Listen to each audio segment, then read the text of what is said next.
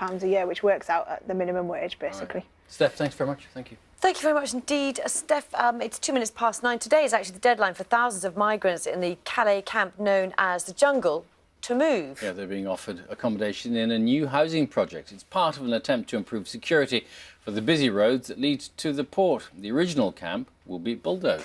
Our reporter Gavin Lee is in Calais for us this morning. I think he can show us around as well a little bit. Morning, Gavin.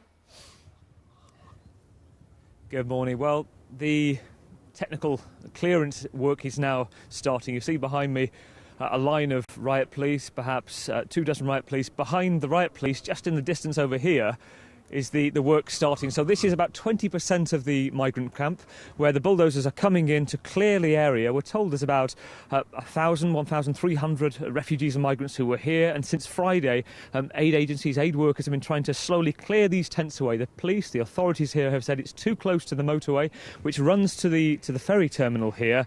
We thought, certainly there was fear amongst some of the aid agencies, the charities, that there could be a clash because many of the migrants are basically refusing to go.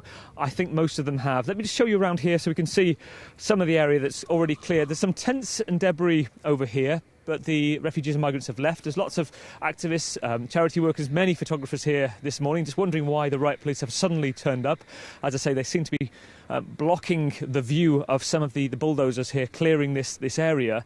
Let me bring in Philli Boyle from the charity Help Refugees UK. Philli, you've been here this morning. You've also been helping many of the migrants clearing the tents and their shacks.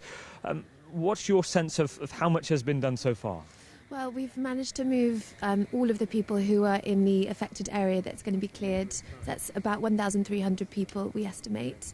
We've been able to do it very calmly. We've had enough time to work with the communities and make sure that people are in a new spot where they want to be.